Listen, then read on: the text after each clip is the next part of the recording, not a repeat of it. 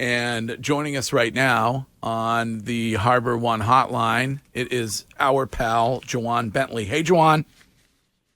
Hey, what's up, man? How you doing? Good. I'm going to start with the easy stuff. Did the birthday go? Did the birthday go as planned? Who gave the best gift on the team?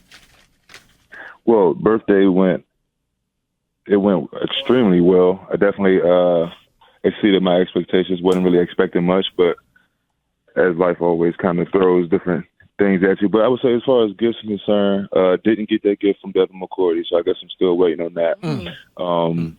Nonetheless, I think, nope, Judon didn't give me anything either, so I guess we're waiting on that too. Jeez. But yeah, Miles Bryant gave me a gift, so I thought that was cool. Okay. Him and Dietrich Watts. So shout out to those two guys specifically. Okay. All in all, it was a great 27th birthday. Did you get the cake? Didn't get that either. Oh, come on. Yeah, so I guess I got something to look forward to at 28. All right, Juwan Bentley is brought to you by Shaw's and Star Market, perfecting the art of fresh, by Elite Vodka, drink Elite Vodka responsibly, and by findmassmoney.gov. We've been talking a little bit about the 53-man roster and those that ended up being put on waivers. And I wanted to ask you about, because we go back and forth here. That's what we do, is back and forth arguments about things that we know nothing about.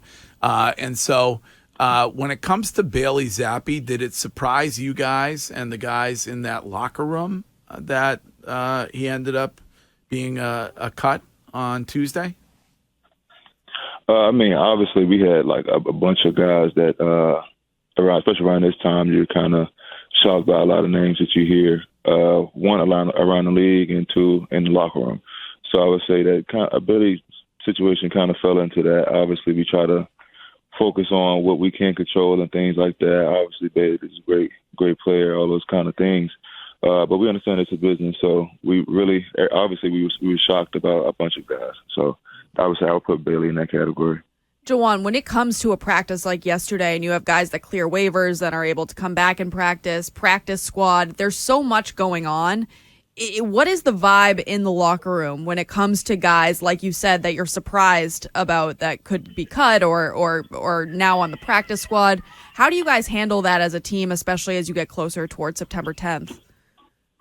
Well, like I said, it's a business. So at the end of the day, like, regardless of what happened, we kind of broke this down as we leading up to this moment. We understand that it's a tough time around the league specifically, but we do understand too that things must go on. We still got to get ready for the weeks to come, the days to come, things like that. We're constantly just building, so we got to kind of put everything in perspective and kind of take it as kind of roll with the punches in that way.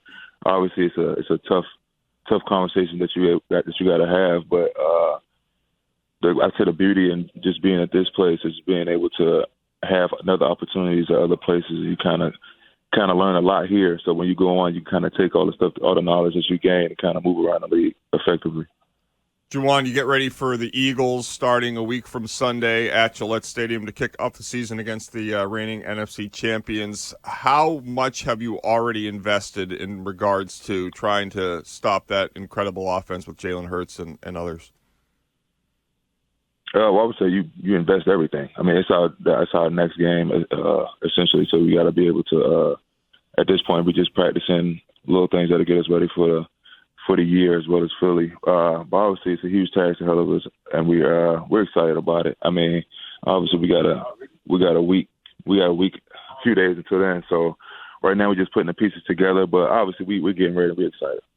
Juwan, I was just reading that practice today is set to be held on the game field at Gillette.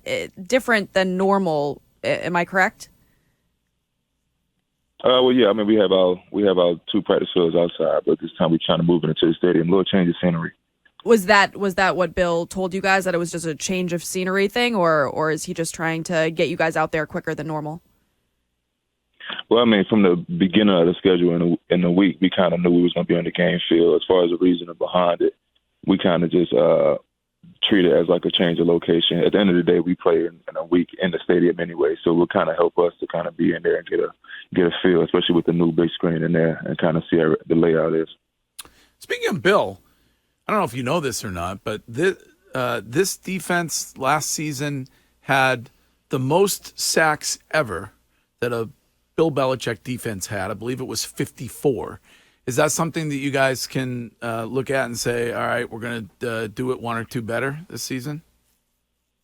It's definitely something to build upon. I would say every year you kind of lay out some different marks as you find the identity of the team as well as the defensive side of the ball.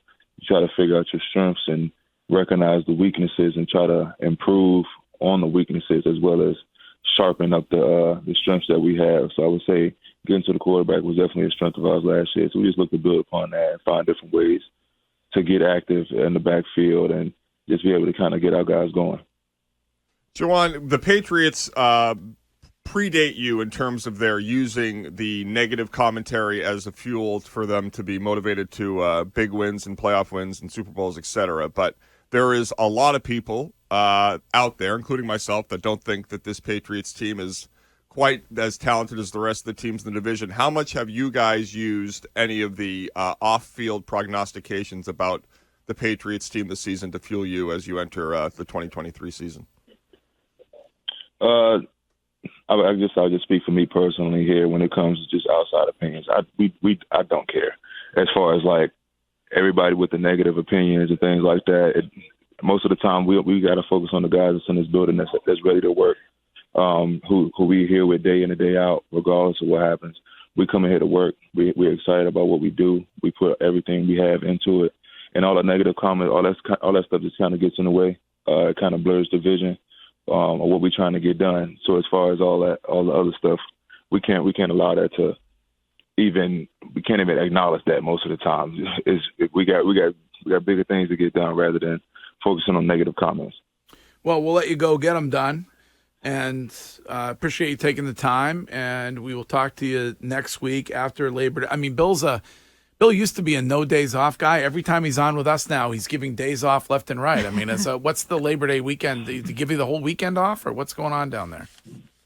Well, we've been getting after this whole week. We I would say this week has been, we've been definitely getting to it. So I would say we got a few days coming up where we kind of get off our feet a little bit and kind of regroup, but then we right back at it. So I guess you'll say he's throwing us a little bone, but I think it's something in the papers that say we got to have these days. It's in the papers. Yeah. All right. I mean, Labor Day barbecue. When it comes, if somebody asks you to bring something, are you a pasta salad guy? Are you a fruit salad? Are you a coleslaw guy? I mean, generally, what do you bring? Well, depending on where I'm going, I try to bring the essentials. So I'm always asking about the ice. Like nobody if it's hot outside, nobody's trying to drink no cold sodas or anything like that. So I'm like, all right, do we have ice? Do we have forks and plates? Are there like all the little things like that? I feel like we overlook them.